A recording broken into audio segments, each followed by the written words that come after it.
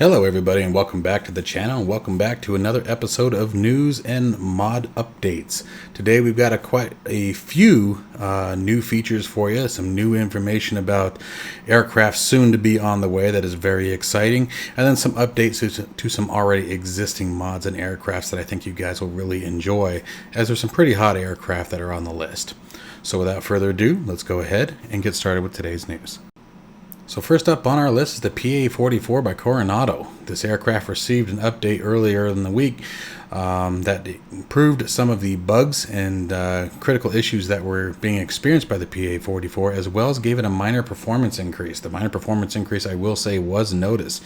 The engine seemed a bit more powerful and a bit more realistic for what you'd expect from a light two-engine aircraft. Now, with that being said, I have always enjoyed this aircraft since the day I bought it. If you guys don't have it, I highly recommend it. It's a lot of fun to fly. It's very comfortable, if you will, if you catch my drift flying it. Very easy, very smooth.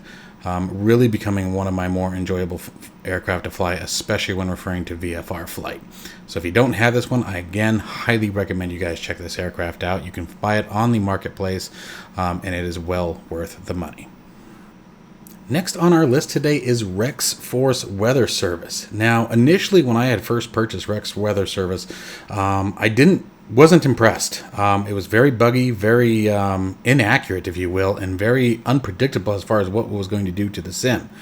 However, as you can see right here, we have clear skies over Tucson, Arizona, which is not the case right now. In just a moment, we'll be switching over to the Rex service, and you'll see what the weather is truly like in Tucson right now as I look out my window.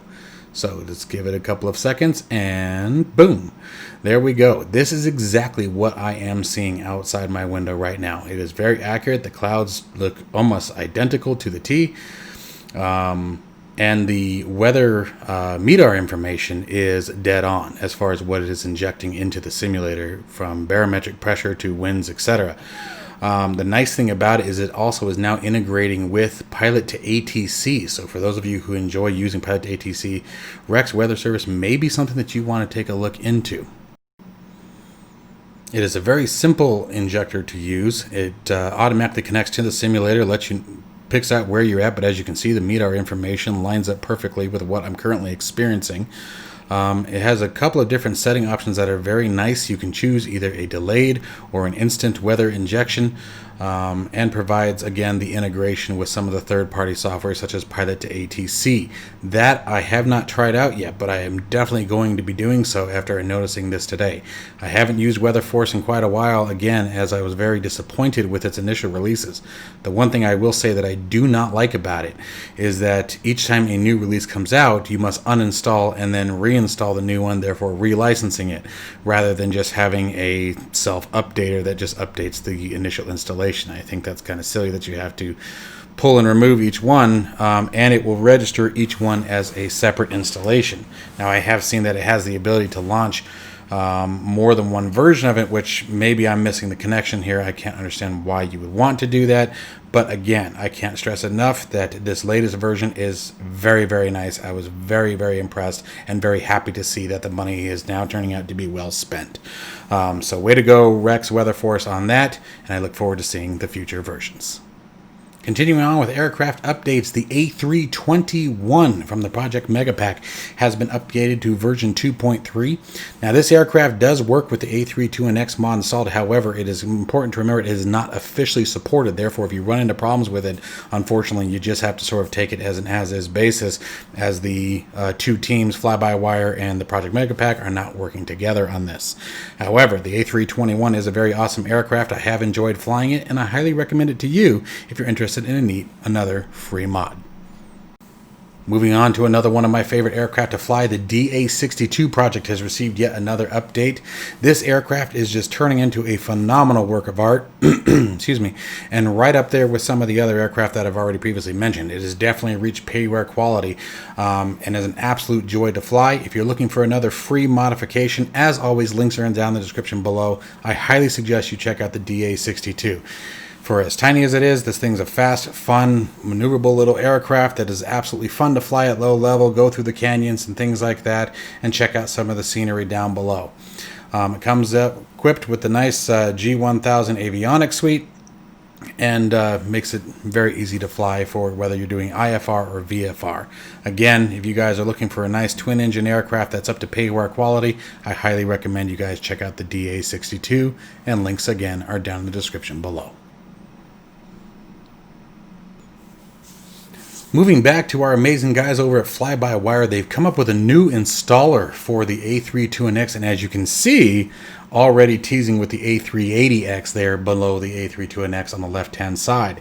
The new installer is very, very nice, very easy to use, much more intuitive than the previous, as well as giving you some version history for those of you who may be a little wary on installing mods and things of that nature. This installer is incredibly easy to use. It's very lightweight, launches very quickly, responds very quickly. The update is a smooth and easy process. You can choose between any of the 3 current releases. You have your stable release, the development version, as well as the custom fly-by-wire releases, which basically means the alpha, if you will, new features that are being tested that haven't quite made it over to the development version yet. Really brand new early stages. So if you're someone who likes to fly by the seat of your pants and check out everything new as it comes along, absolutely grab this tool, as you can choose which version of the A32NX you have installed. Way to go, Fly-By-Wire. And continuing with more from Fly-By-Wire, we are now seeing more images of the A380X. We're starting to see some cockpit imagery. The pedestal and the overhead panel, as you can see, is very, very large. This is going to be an amazing aircraft. I cannot wait to see what's going on. We don't have any kind of release date yet, and I'm not expecting one anytime soon. However, it's really nice of them to at least be giving us updates and teaser. I'd much rather have this information than nothing at all. It lets us know that work is being done. I cannot wait to see what they come up with next. Way to go, Fly-By-Wire. And Just Flight released a video of the Piper Arrow 3 showing off the external textures of this general aviation aircraft that will soon be joining the Microsoft Flight Simulator 2020 collection. Now, we do not have, I say soon, but honestly, we don't have any kind of expected date as of yet, but to see it up and flying and looking the way it does, it gets me very excited, and I cannot wait for this aircraft to be available. It's going to be a very fun aircraft to fly, and I am looking forward to it. And finally, first, a bit of channel news. The G1000 guide is nearing completion. I do apologize for the delay, guys. I know I said I was going to try it out last week. Unfortunately, real world and work took precedence over some of the activities that I would have preferred to be doing, and that's just the nature of the way it goes sometimes. The TBM 930 guide is in production. I am working on it as the days go on, starting to combine the two and focusing more on the illustrations of the TBM 930 guide. I know that's very anticipated by a bunch of you. As well as the A32NX guide for the A320. There is more information coming down for the A320 that I will soon be adding to the guide as soon as it reaches at least the development version. Things like the new printer functionality that brings up some of the MEDAR information and things of that nature. As new updates come out available for the A320, I will continue to update the guide. My thing is, I just wait for it to at least hit the development version before I start adding it to the guide, just in case it's removed after testing and they decide it's not something that they want to have. All right. But other than that, guys, I hope you guys have enjoyed this video. I hope you enjoy the fuel hose sticking out of the left wing there. And I will catch you guys in the next one. Take care, folks.